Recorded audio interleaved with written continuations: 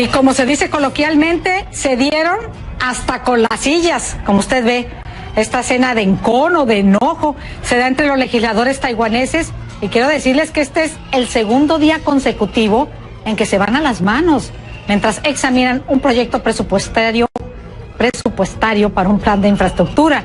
Los que se visten con una franela azul, como pueden ustedes ver, son los del partido Kuomintang, y no permitieron que el primer ministro presentara un reporte sobre la propuesta. Incluso el funcionario tuvo que salir escoltado por guardias de seguridad. Imagínense que hasta algunas mujeres también propinaron varios empujones. El proyecto se mantiene estancado, pero como vemos, no así las diferencias. Hoy es viernes. Feliz fin de semana. Yo soy Patricia Ramos y por supuesto esto es Realidades en Contexto. Sean todos bienvenidos. Está el propio Tribunal Supremo de Venezuela evitando que se investiguen los casos de sobornos vinculados a la constructora Odebrecht en el país. Le informaremos lo que dijo la fiscal general Luisa Ortega. Y están tras las rejas el expresidente de Perú, Ollanta Humala, y su esposa Nadine Heredia. Cumplirán prisión preventiva durante 18 meses. Se les sigue un proceso por lavado de activo. Los Humala no han sido sentenciados por ningún delito. Para el expresidente, esta es la confirmación del abuso del poder. Estamos en vivo desde Miami, Puerta de las Américas. Iniciamos así Realidades en Contexto. La verdad es la única realidad.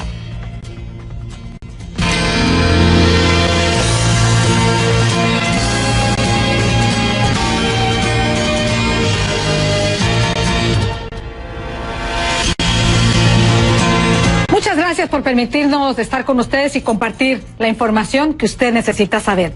Y usted conoce la invitación a que participe con nosotros. Hagamos juntos el programa. ¿Cómo? A través de una interacción en nuestras redes sociales. Facebook.com/Realidades en Contexto y en mi Twitter, @RamosCNN. Sígame. En esta oportunidad lo invito a que usemos la etiqueta #Rejusticia, gato o numeral Rejusticia. Sobre la medida de prisión preventiva, Ollanta Humala y su esposa Nadine Heredia, acerca también de la sentencia dictada contra el expresidente de Brasil, Lula da Silva, y sobre el apoyo financiero por parte de Odebrecht a las campañas presidenciales en Colombia, la pregunta es, atención, ¿cree usted que en Brasil, Colombia y Perú la justicia ha actuado objetivamente o ha interferido el tema político? ¿Cree usted que en Brasil, Colombia y Perú la justicia ha actuado objetivamente o ha interferido el tema político? Esperamos sus opiniones y respuestas en las redes sociales.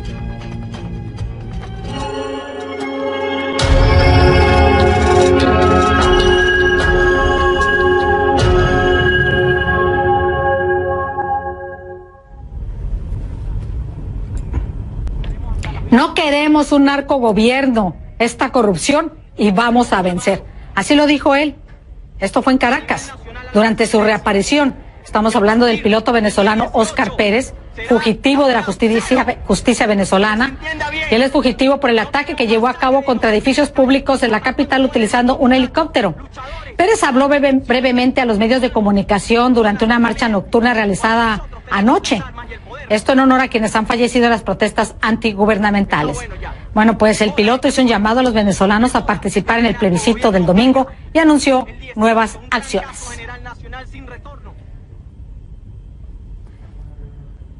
Y este domingo los venezolanos están convocados a una consulta y a un ensayo. Le cuento de qué se trata. Mire, la consulta popular de la oposición busca, entre otras cosas, obtener el voto de los venezolanos sobre la convocatoria a una constituyente promovida por Nicolás Maduro. Este voto será para saber si están de acuerdo o no. Para esa misma fecha, o sea, para el domingo, el gobierno ha convocado a un simulacro de votación, esto de cara a los comicios de la Asamblea Nacional Constituyente el próximo 30 de julio. Bueno, vamos a Caracas, ahí está vía telefónica mi compañera Osmari Hernández, con los preparativos para este domingo, tanto por parte de la oposición como del oficialismo. Cuéntanos, Osmari, te escuchamos, bienvenida siempre a Realidades en Contexto.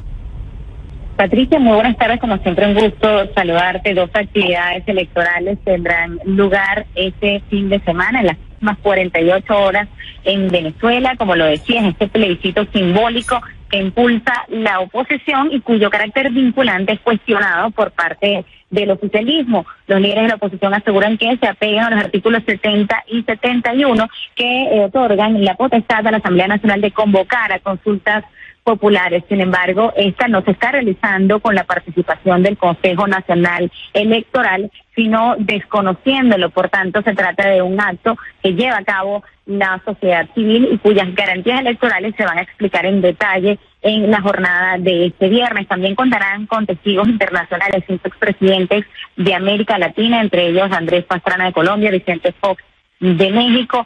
Visitarán Venezuela desde este sábado para ser testigos de este proceso ciudadano en el que se va a consultar sobre 3 puntos fundamentales. El primero de ellos, su posición ante la realización de una Asamblea Nacional Constituyente. El segundo, un llamado a la Fuerza Armada Nacional a hacer respetar la Constitución y también a la Asamblea Nacional. Y el tercero, si está de acuerdo o no con la renovación de los poderes públicos a través de unas elecciones generales. El llamado de la Mesa de la Unidad Democrática es a que las personas voten sí en cada uno de estos 3 puntos para respaldar una nueva etapa, una etapa de transición y cambio en Venezuela. Pero decía la presidenta del Consejo Nacional Electoral, Isabel Lucena, que esta acción equivale a una encuesta o lo mismo que una actividad de agitación política.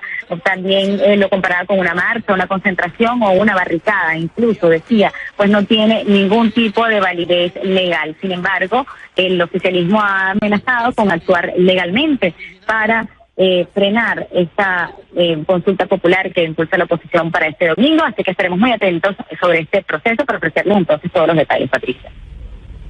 Así es, en amplia cobertura de ambos procesos. Muchísimas gracias a Osmaria Hernández en Caracas. Y seguimos hablando de Venezuela. Luisa Ortega Díaz, la fiscal, denunció el jueves que el Tribunal Supremo de Justicia le bloquea la investigación de funcionarios por su presunta vinculación en los sobornos de la constructora Odebrecht, al negarle a ella la facultad para imputar desde el Ministerio Público. Pero según fuentes judiciales, no hay pronunciamiento específico en este tema. Al interpretarlo, el mejor pronunciamiento es justamente que le hayan levantado la capacidad de imputación sola y lo obliguen a hacerlo en conjunto con un juez del tribunal, así como el hecho de que sea el magistrado quien pueda decidir si la acusación procede o no. Para analizar este tema nos acompaña desde nuestros estudios en Miami Carlos Alberto Montaner. Como usted ya sabe y le he informado anteriormente, él es escritor y colaborador de esta casa de CNN en español y también es el presidente del Instituto Interamericano por la Democracia. Como siempre, bienvenido y comencemos. Gracias, Patricia. Te agradezco a ti. El caso de la corrupción de la constructora brasileña Odebrecht, que ha salpicado a ya varios países y que también podría tener involucrados en Venezuela y que la fiscal quizá pudiera tener pruebas, ¿podría constituir un elemento de presión de la fiscal contra el gobierno, por ejemplo, para que no la renuevan de su cargo? Yo creo que sí, yo creo que es un elemento de presión muy grande por parte de Luisa Ortega, pero sobre todo porque ella actúa dentro de los márgenes del chavismo. Quiere decir que hay un chavismo crítico que se siente de alguna manera compensado y se siente bien con que los represente Luisa Ortega. Y eso le hace bastante daño al gobierno. Que ya no se trata de la oposición, se trata de alguien que fue hasta hace relativamente poco tiempo una portavoz del propio gobierno chavista. Ahora bien, ¿qué tanto afectaría al gobierno venezolano que se conozca información sobre negocios con Odebrecht y presuntos casos de corrupción? Desde el punto de vista práctico, no demasiado, porque ya sabemos que ellos controlan el Poder Judicial y hacen lo que les da la gana con ese Poder Judicial. Pero, es decir, Maduro hace lo que le da la gana con el Poder Judicial. Sin embargo, desde el punto de vista político tiene un efecto enorme, Patricia, porque la capacidad sobre todo por el escándalo de Odebrecht en toda América Latina, decir que los líderes chavistas o algunos de los líderes chavistas se enriquecieron ilegalmente con esas transacciones turbias, eso daña enormemente la credibilidad del gobierno, y eso yo creo que es muy importante en unas circunstancias como las actuales, donde lo que se está midiendo es la fuerza política de la oposición y la fuerza política del gobierno, y yo creo que es 80-20, o sea, 80 por la oposición y 20 por el gobierno. Ahora bien, la fiscal argumenta que no se le permite imputar de forma sola o directa. ¿Esto es a derecho o se ve como un juego político? Y en ese sentido, ¿qué trascendencia tendría? Vuelvo a la pregunta, que la fiscal pudiera hacer un señalamiento directo a través de la justicia de presuntos implicados. Evidentemente es una arbitrariedad. Por ejemplo,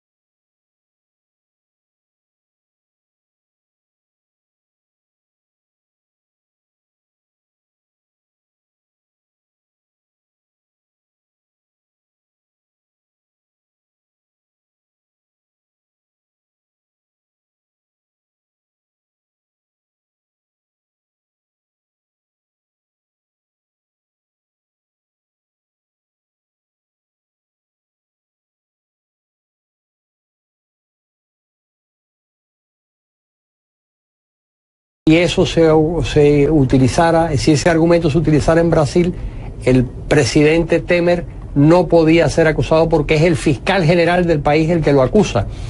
Ya lo juzgarán los jueces en su momento, pero el fiscal, el rol de la Fiscalía General es precisamente la acusación y el rol de los jueces es el juicio, el enjuiciar a las personas. Yo creo que estamos en presencia de un gobierno que no se atreve a actuar contra Luisa Ortega, porque Luisa Ortega sabe demasiado. Y yo creo, y esta es una opinión muy personal, pero creo que la información que ella ha ido dando sobre Odebrecht no es toda la que sabe. Carlos Alberto, última pregunta, te pido brevedad. ¿Cuál es el costo político a manera internacional en el caso de Venezuela de que no se conozca y no trascienda desde un punto de vista jurídico, legal, casos de presunta corrupción relacionados en este caso a Odebrecht? Bueno, eso lo que va a hacer es contribuir aún más al descrédito del chavismo, porque la única manera de combatir la corrupción es la transparencia. Y si esa transparencia se oscurece como consecuencia de una decisión de Maduro, eso, pues por supuesto, significará un nivel de descrédito extra, mucho mayor para ese régimen. Así que yo creo que ellos están entre que se conozcan. El problema es que probablemente las personas